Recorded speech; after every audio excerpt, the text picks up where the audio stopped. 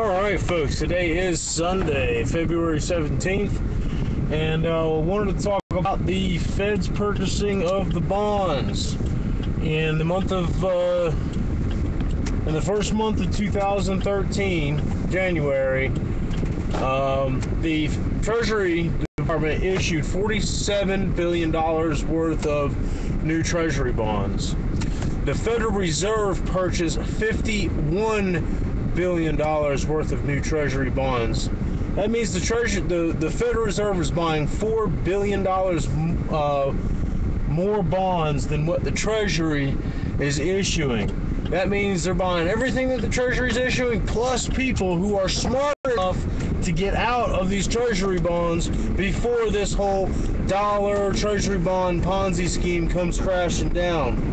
Now, the CBO, which always undershoots its estimates, has said that the budget deficit for 2013 is going to be $840 billion. Now, average that out over 12 months. That's $70 billion a month. I believe that QE3 or QE4, I can't remember which, one of them is where the Fed is buying $45 billion a month in Treasury bonds, and the other one was where they're buying $40 billion a month in mortgage-backed securities to cover up all the fraud that the banks have engaged in with all these mortgages.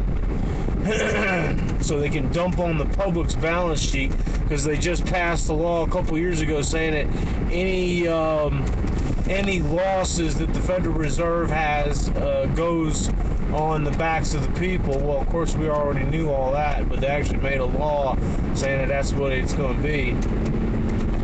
You figure, if we're buying $4 billion a month more, if the Fed is buying $4 billion a month more in Treasury bonds that are being issued, and an average of the total the budget deficit for the year is $70 billion a month, we can expect that QE5, or an extension of QE3, is basically going to double. They're going to go from buying $45 billion a month in bonds to probably in the neighborhood of $80 or even $90 billion a month in bonds. And that's just looking at the numbers that are coming out from the government statistics. You know, nobody's buying the bonds. Anybody that's smart is getting into commodities, especially something tangible like gold and silver. You got Putin buying up 500 and something tons of gold, and India is put on tariffs to try to slow the amount of gold purchases by its people. You know, the Indians are smart, because they're buying gold and holding it physically, you know, in their hands, as far as buying jewelry, other ornaments or whatever they're buying over there.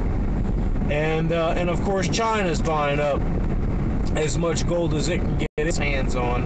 And I still believe that there's going to come a point where China's going to come out and announce they've got anywhere between 4 and maybe even as high as 6,000 tons of gold. It might be higher, I don't know. But they've made it illegal for them to export any of their gold, and we're exporting all of our gold because it's just a tradition, as Ben Bernanke says. It's a tradition to hold gold. No, paper currency has always been here, always will be here. Bullcrap. Paper currencies always go to zero. Everybody knows it, and we're being fleeced by our own government and our own banks because they're allowing this crap to go on. You know, everybody's all, oh, China's now number one. You know what? I don't have that big of a problem with China being number one. There's 1.6 billion of them. And what bothers me, or what you have to look at, is the per capita production. How much is each person actually producing? And that's where we're really falling behind, because that's the measure of your real wealth. We've got the highest debt per capita anywhere on the planet. We're the brokest people. And all this started because our manufacturing was allowed to be outsourced, and we were flooded with cheap goods. And it's all because of these free trade deals that started way, way back. But primarily, Clinton had a lot to do with it. If they gave a damn about U.S. jobs or U.S. Supremacy or just the American people in general, they would have instituted tariffs against China and against Japan for manipulating their currencies down and not getting us involved in these currency wars. All this could have been ended a long time ago with tariffs, but now we've been shackled with insurance mandates, with all kind of rules and regulations of what you can build. You got to get OSHA's permission to wipe your butt, and it's just gotten so out of hand. We're not allowed to make anything here anymore. So, you can't be mad at the Chinese for what they're doing. You can only be mad at your own politicians that have put us in this position.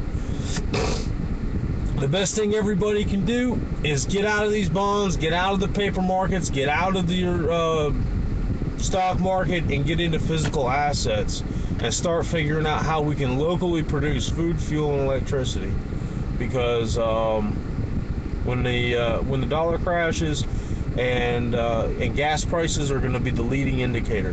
When you see gas prices slowly creep up to $4 and even $5 a gallon this spring, that's going to show you right dead in your face how bad the devaluation of the dollar is getting. So keep an eye on all that, and we'll talk to you next time. Look for that at QE5, a doubling of the Treasury bond purchases.